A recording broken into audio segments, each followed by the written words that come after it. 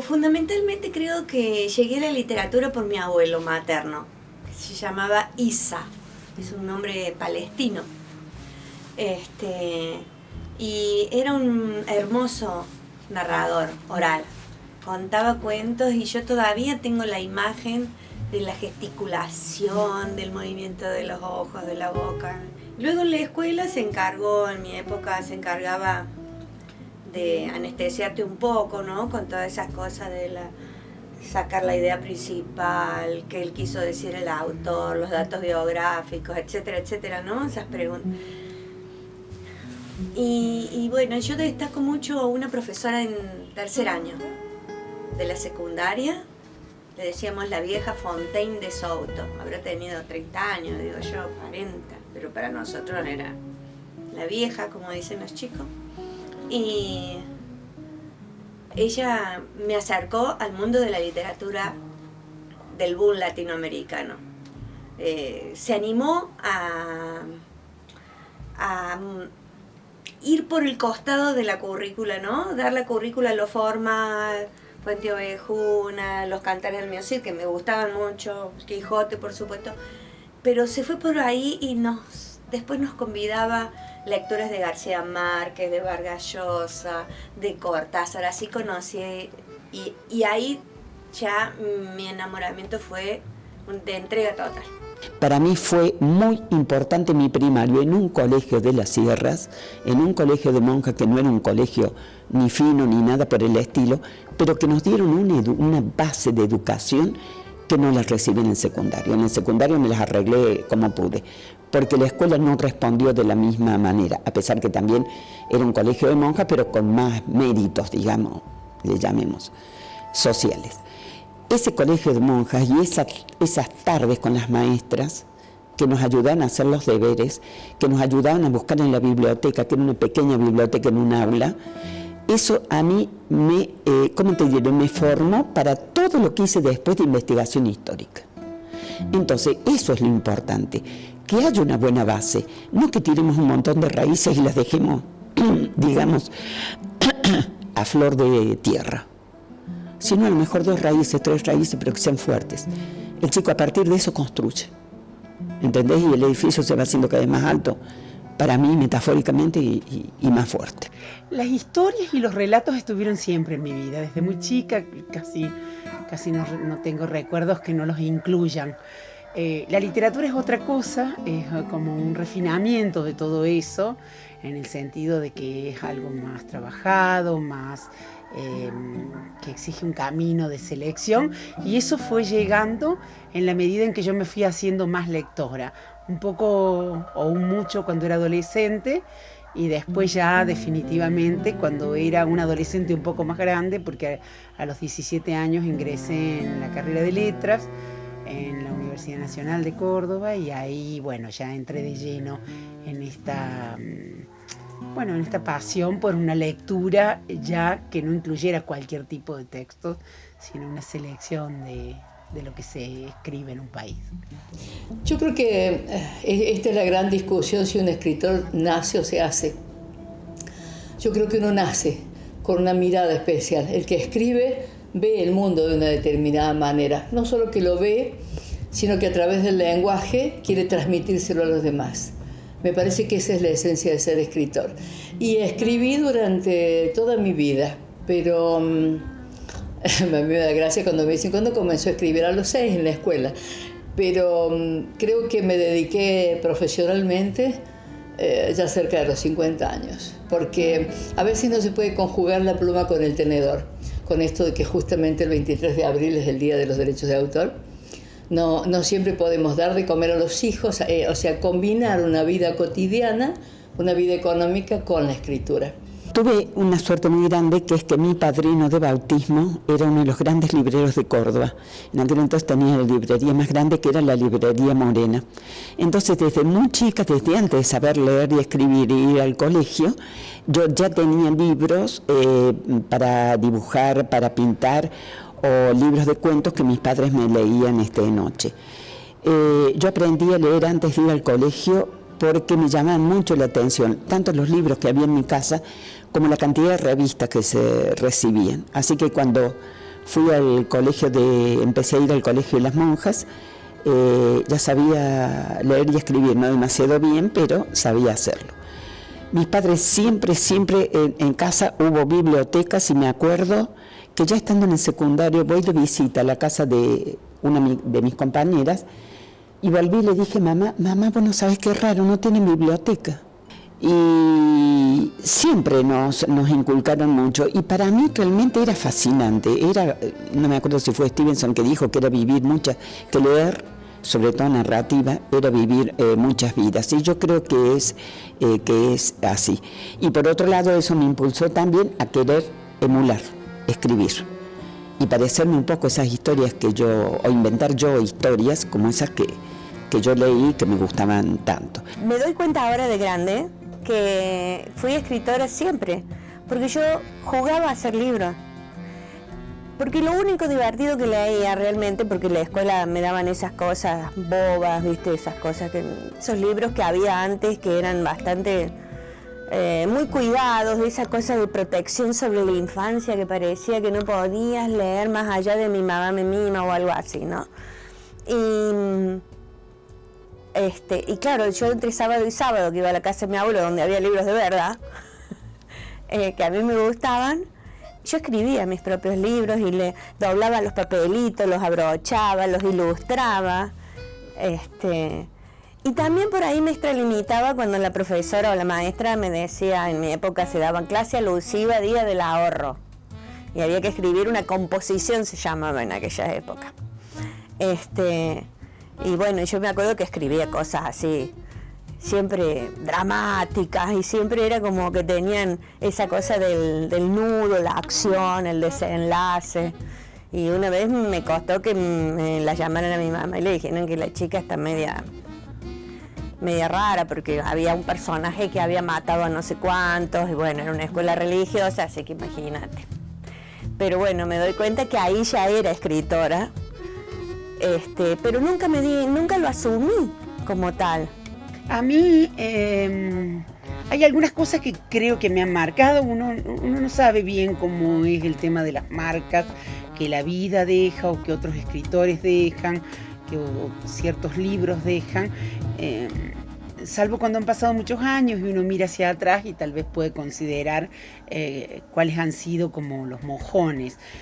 Yo creo que criarme en un pueblo de la llanura, el paisaje de la llanura, que es un poco que un poco toca la angustia existencial por su enormidad, por su infinito. El vivir en un pueblo que tenía un asilo de enfermos mentales muy grande, en esa época se decía que era el más grande de Sudamérica, y ser descendiente de inmigrantes, son cosas que me han marcado mucho en la vida, ¿no? Y que yo supongo que también todo lo que marca en la vida también marca un poco en la escritura. Luego también algo que tiene que ver con haber tratado con personas muy distintas, de condiciones sociales muy distintas, en lo cual me parece a mí que me ha dado como un arco de percepción de distintos modos de construir la vida y distintas condiciones sociales, económicas, las distintas hablas de la gente, los distintos modos de expresarse, que me corrieron pronto de la idea de hablar bien o hablar mal, hacer correcto o incorrecto en el hablar, sino incorporar todo eso como una riqueza que tiene que ver con las diversas formas de comunicarse en un país, con que el idioma no es uno solo, país adentro, la lengua no es una sola, país adentro, sino que de acuerdo a las regiones, a la zona, así es en la ciudad, si es en un pueblo, si es en la montaña, si es en la llanura, esa lengua es distinta, eso también me marcó mucho. Y luego, muchísimo, la dictadura, porque fueron los años de la dictadura en la Argentina, fueron los años de mi formación como persona, yo tenía 21 años cuando el golpe de Estado. Entonces, los años previos de efervescencia política en los que yo también participé, los años de estudiante universitaria, y luego en esos años, a partir de los 21 años, los años de la dictadura, son años muy definitorios en la vida de una persona. Estamos hablando desde los 17 años hasta los 28 o 29, ¿no? Y luego vino la dictadura y no la pasé nada bien, tuvimos muchas persecuciones y hijos de amigos desaparecidos, no teníamos mucho dinero, éramos muy jóvenes, no habíamos podido terminar de estudiar porque nos habían cerrado las universidades, así que hacía lo que yo sabía hacer para entretener a mis niños y a estos otros niños, que era escribir cuentitos. La escuela, ¿cómo era la escuela dentro de sí en esos años? No podría decir, porque, yo estaba por fuera de la escuela, no solo estaba por fuera de la escuela, estaba por fuera de todo trabajo reglamentado, estaba casi en los bordes de la sociedad, ¿no? Casi en la... casi en la marginalidad, no sé cómo llamarlo, en una suerte de exilio interno, lo que se llamó el exilio interno, donde uno está, si bien no completamente encerrado, está como esfumado, diluido, ¿no? Y no puede trabajar, al menos no puede trabajar oficialmente, no puede muchas cosas, ¿no? Ya sea por los años de opresión, los años negros que nosotros tuvimos que vivir, y la juventud nuestra, ya sea porque cada vez que en algún lugar del mundo hay gente oprimida, hay un tirano o hay gente que está perseguida, es la mejor literatura la que nace en ese momento. La literatura de opresión, la literatura en el secreto. Hace poco han encontrado una casa de los libros perdidos, esos libros que se esconden para que no fueran quemados. Para mí la literatura es el grito del alma del hombre.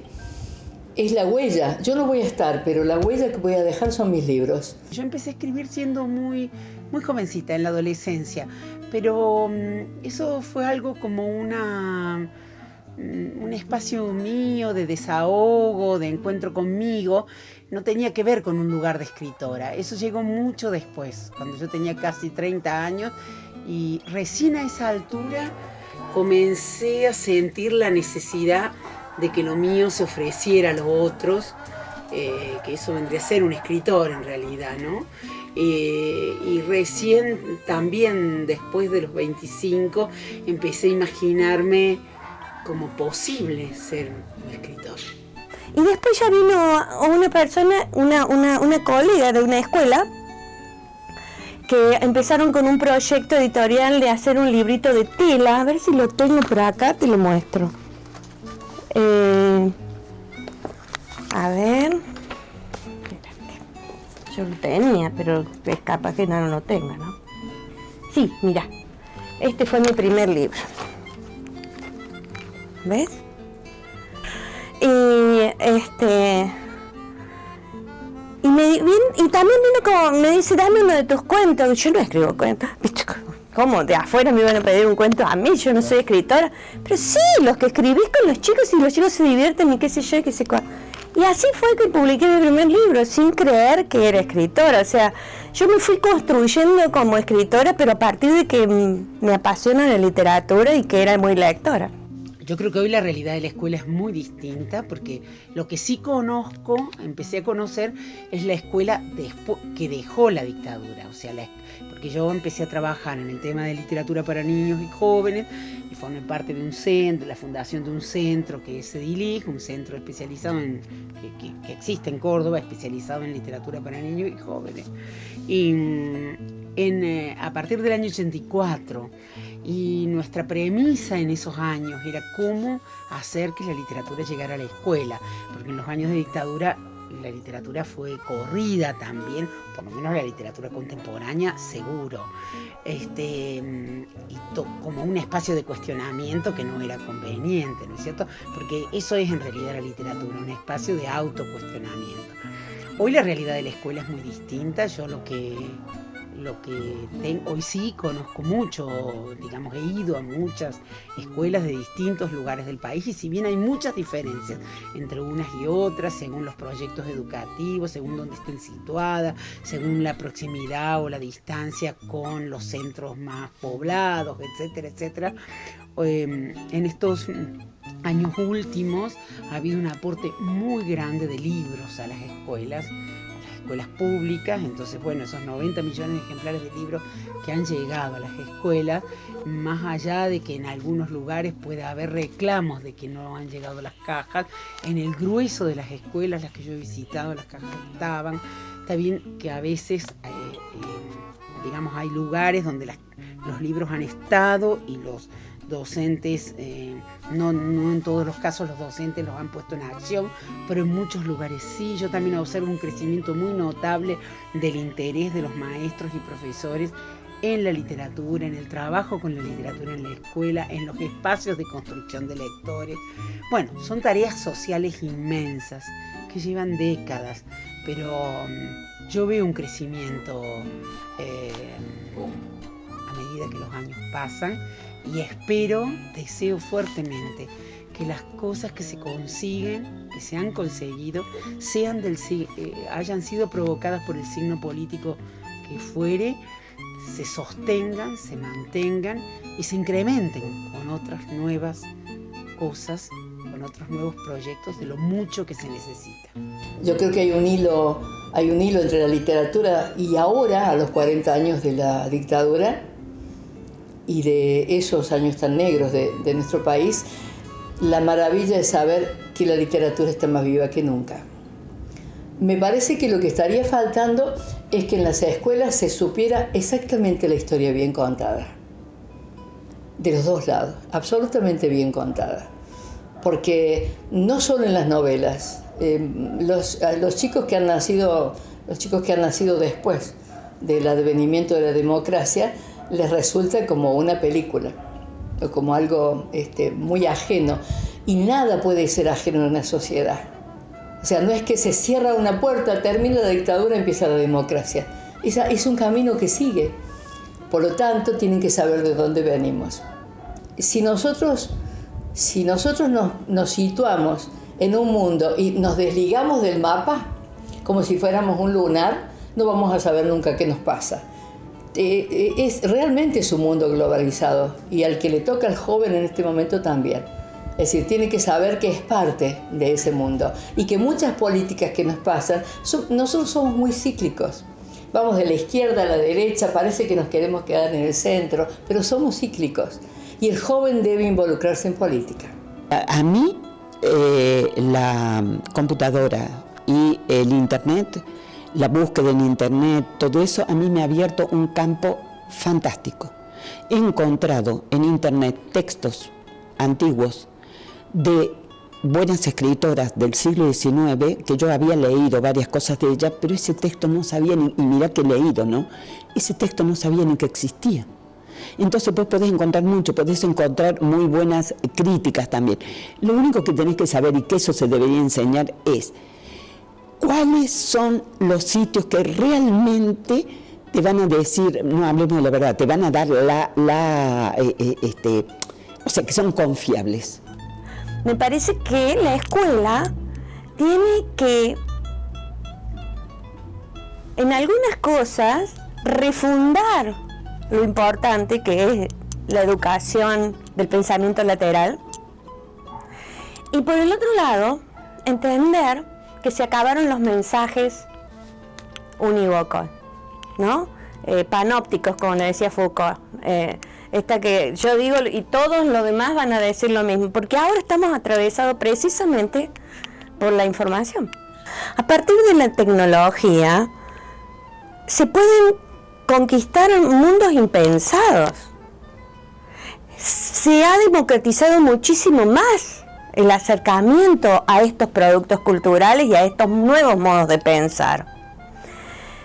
De hecho, cada vez que vemos, qué sé yo, la biografía de alguno de los que inventó Facebook o del que pensó, qué sé yo, la primera tecnología de una computadora personal, ¿no es cierto? Vos decís, ¿cómo se le ocurrió al pibe? Pero miremos al pibe en qué entorno estaba. Estaba en un entorno en el que estaba facilitada esta tecnología, pero también un entorno donde estaba permitido pensar lo que... probar y ensayar, ¿no? Yo creo que básicamente la escuela tiene que ser un lugar donde se hable. Pero donde se hable y se escuche. O sea, no que solo hable el que tiene el poder de la clase y el poder de la respuesta o del conocimiento de ese tema. Me parece que la escuela debe volver a ese espacio donde cuando vos entendés que es una construcción colectiva el conocimiento, tenés que sentarte en ronda y conversar. Y entender que las personas que tenemos aquí adelante, en este momento de la educación, son niños y niñas, chicos y chicas, jóvenes y adultos jóvenes que tienen otra experiencia sobre el mundo, porque han aprendido a comunicarse distinto. El rol de la escritura y de la literatura, y volvemos a otra cosa, así como recién te decía si el escritor nace o se hace, ahora una de las preguntas es si se lee o no se lee. Yo creo que se lee y se lee mucho. También dicen si el libro en versión digital, si el papel. Yo creo que van a coexistir durante mucho tiempo, van a existir parejito. Pero creo que en este momento la literatura significa lo mismo que significaba cuando yo era chica. A mí, yo tuve una fortuna. La televisión me llegó tarde. Me llegó tarde porque ya me había atrapado la escritura y la literatura. Ya me habían atrapado los libros. Nosotros leíamos mucha historieta. D'Artagnan, el Tony, más Robin Hood. O sea, todos los héroes de la literatura. ¿Por qué digo que nos llegó tarde y por eso es una fortuna? Porque cuando uno está atrapado por la escritura, ya no me quedo estático. La literatura es dinámico. El que lee está viajando, está galopando sobre ese caballo, está nadando ese río con el héroe. No es lo mismo que estar frente a un televisor. Esa es la maravilla que siempre va a tener la literatura con respecto a cualquier otro entretenimiento. Cuando yo era ya más grandecita, como de 18 años, me compré un libro de Aguilar que era el manual del escritor, que era de un gran Alonso, un estudioso español que hizo enciclopedias, diccionarios, escribió sobre la lectura y tenía algunas cosas escritas personalmente también de narrativa o poesía, ¿no? Cuando leí ese libro me fascinó cuando empieza a hablar de los talleres literarios, te estoy hablando, es un libro de los años 60, dice, cualquier persona que lea buena literatura no necesita ir a un taller literario. Los talleres literarios en aquel entonces acá en Córdoba no había ni uno. Estamos hablando de 50 años atrás. Entonces él decía eso y eso me llamó mucho la atención, porque yo creo que la forma de armar las frases que vos vas leyendo, si lees buenos yo leo buenos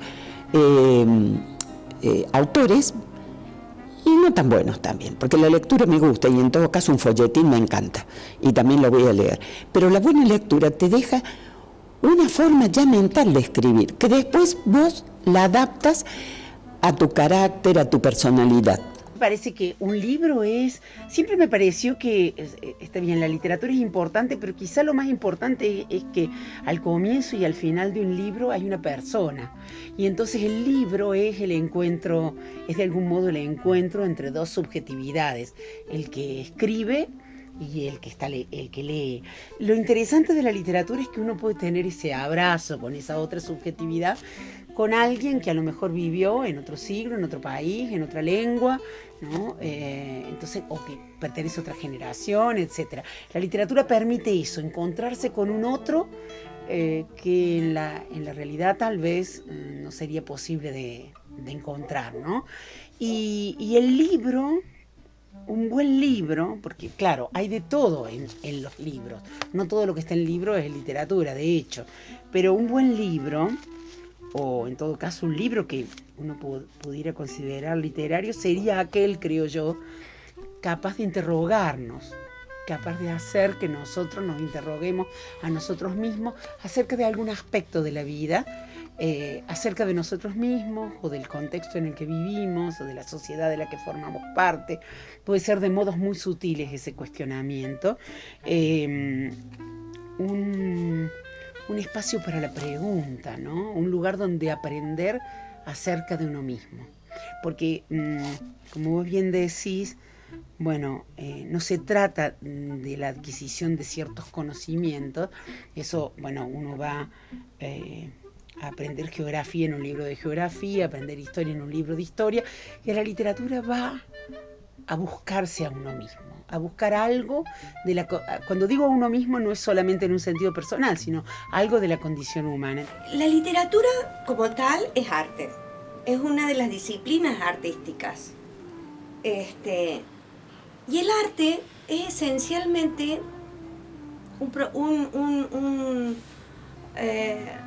producto de la comunicación entre los humanos. De hecho, no pueden hacer arte ni los animales ni las plantas. Los demás seres vivos del planeta no hacen arte porque es algo propio del hombre que tiene un modo muy particular de funcionamiento en sus pensamientos. Esto que hablamos de la lateralidad, ¿no? Tenemos un pensamiento concreto, específico del mundo de la realidad cotidiana y otro pensamiento que es lateral y es el que produce ficción. Nosotros necesitamos inventar, crear en la fantasía, imaginar, producir ficción.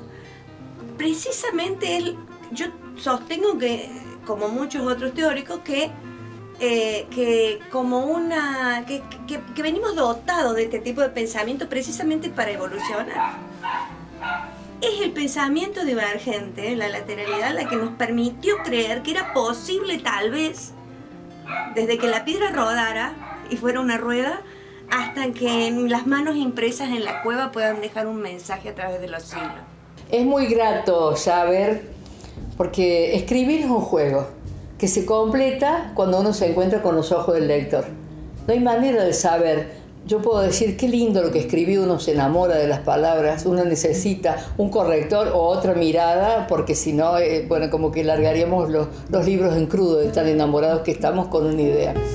Pero cuando encuentro ese lector que me reprocha con el revés de las lágrimas, un adolescente que me dice ¿por qué lo mató a Conrado?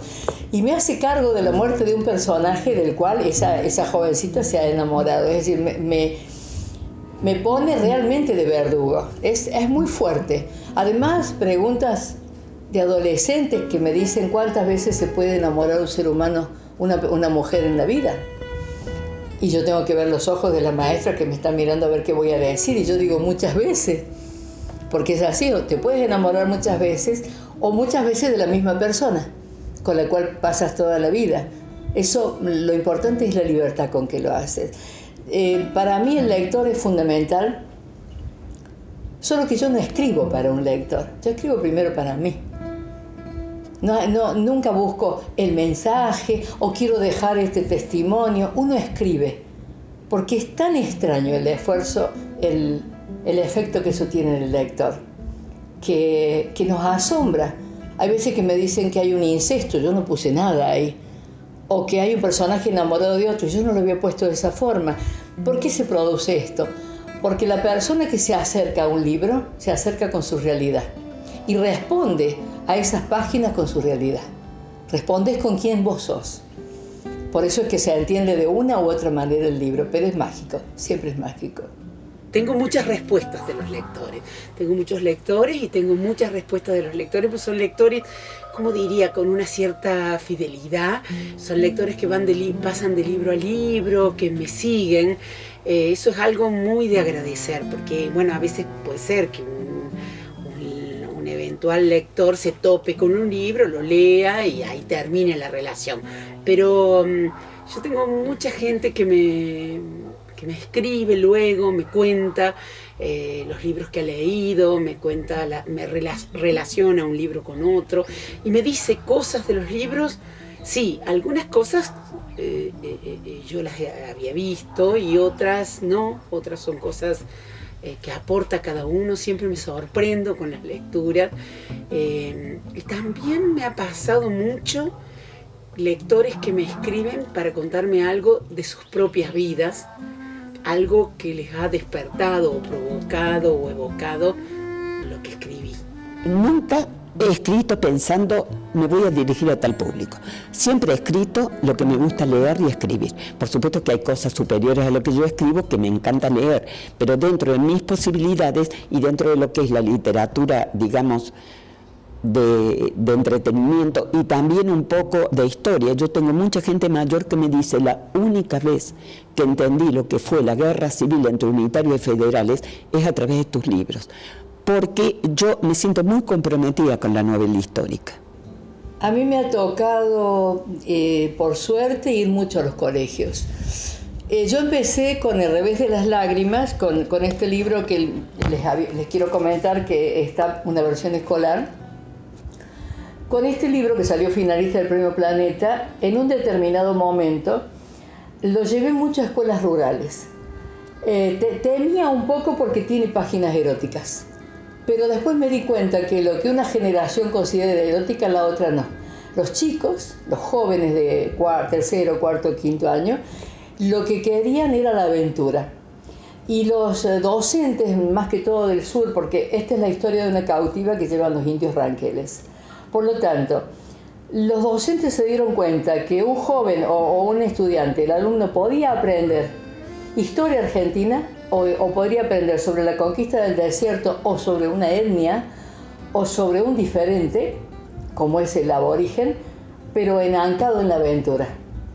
Esa es la maravilla que tiene la literatura, porque si uno obliga a un chico a leer, va a leer como para la prueba, va a leer para la nota, pero no va a leer por el placer. Cuando el chico puede entrar realmente a un libro, nunca más vuelve a estar solo. Yo creo que la literatura siempre va a estar necesitada de un buen texto, de un escritor que un día lo puso de pie y lo dejó durmiendo ahí adentro, para que otro, en ese acto de comunicación que es el arte, lo vuelva a poner de pie, no como quiso decir el autor, pregunta obsoleta si las hay digo yo, a la hora de enseñar literatura, porque nadie sabe qué quiso decir el autor, ni siquiera le importa al autor qué quiso decir, porque para el autor lo que está escrito tiene un sentido y para el lector tiene otro, y es válido.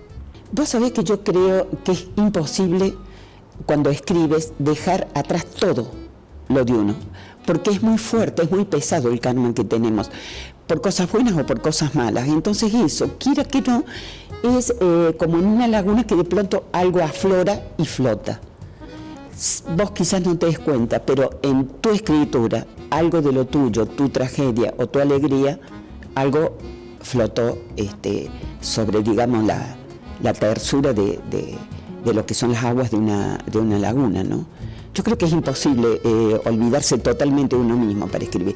Podés hacer personajes malos, pero resulta que más de una vez para formar ese personaje malo, perverso, como algunos de los que he tenido yo en algunos de los libros, como en El Jardín de los Venenos, pongamos, hay una parte tuya que también quiso hacer eso. Y que a lo mejor tu ética, tu moral, tu sentido del deber religioso, lo que fuera, te contuvo. Y hay personas que pueden escribir por un pedido, no es mi caso. O sea, yo por suerte tengo editores que respetan que yo escriba lo que yo quiero. Y a veces no es lo que uno quiere, sino lo que el momento pide. Este libro no fue escrito para jóvenes. Este libro era una novela de una cautiva, era la historia de cómo una persona puede transformar su adversidad en algo positivo para ella misma. Es decir, esta cautiva que llevan los indios, después la toma cualquier mujer que queda sin trabajo, que se acaba de separar, que ha perdido un embarazo. Hay tantas adversidades en la vida y uno puede capitalizarlo y transformarlo a nuestro favor. O sea, el libro no fue hecho para jóvenes. Son los docentes los que eligen si un libro está apto para sus alumnos.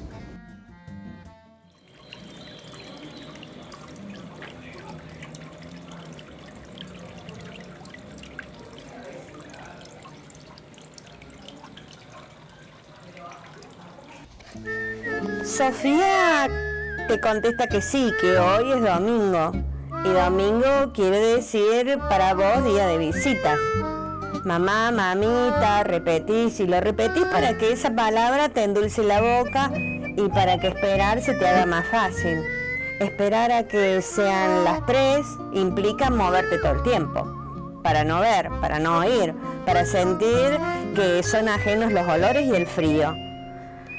Se te da por pensar cuando te acostás y el frío no te deja dormir que tu mamá te dejó enojada por aquella vez que le rompiste ese collar de perlas de varias vueltas que usaba cuando iba al teatro con tu papá.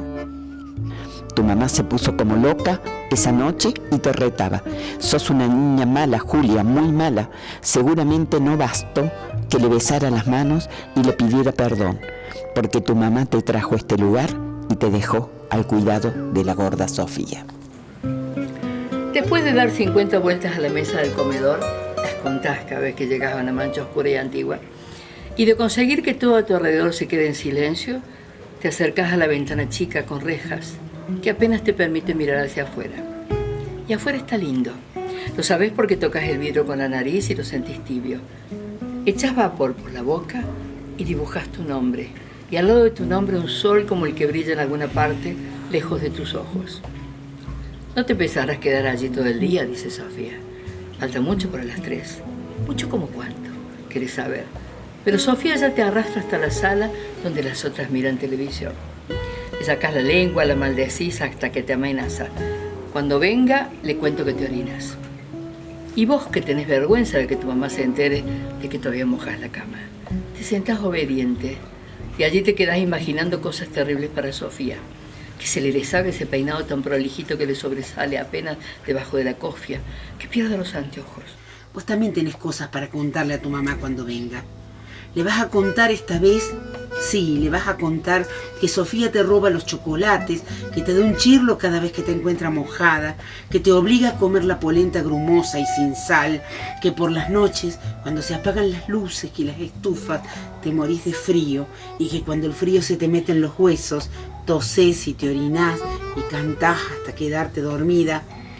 Yo soy Julia y Julia tiene una casa y la casa tiene un patio y el patio tiene una oveja y la oveja tiene lana y la lana es tibia, tibia.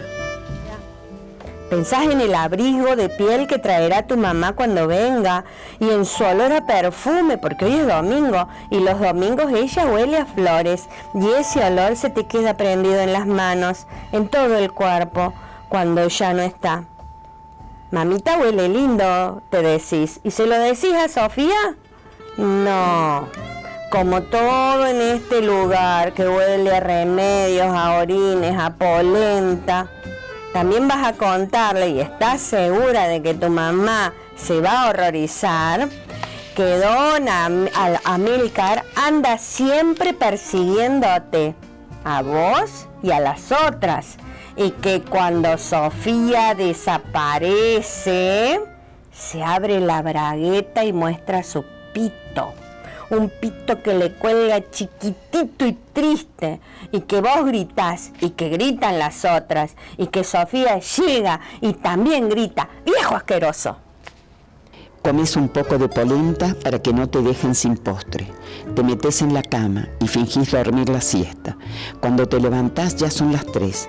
Te han cambiado la bombacha, te han peinado y te han dado unos pellizcos en las mejillas para que parezcas menos pálida. A las 3:30 alcanzas a ver a tu mamá por la ventana. Baja de un auto blanco, hermosa y apurada, cruza el jardín de la entrada con su saco de piel y un paquete en las manos, donde seguramente te alegras bien los chocolates. Sofía le abre la puerta y dice antes de saludar, antes de que puedas hacer nada: su mamá no se ha portado nada bien esta semana, señora Carola. Dice, mírela, se hace la nena. Y dice, apenas si come y no quiere estar con las otras abuelas. Y vos, Julia, vos te abalanzás sobre Carola, te aferrás a su pollera y allí te quedás, oliéndola.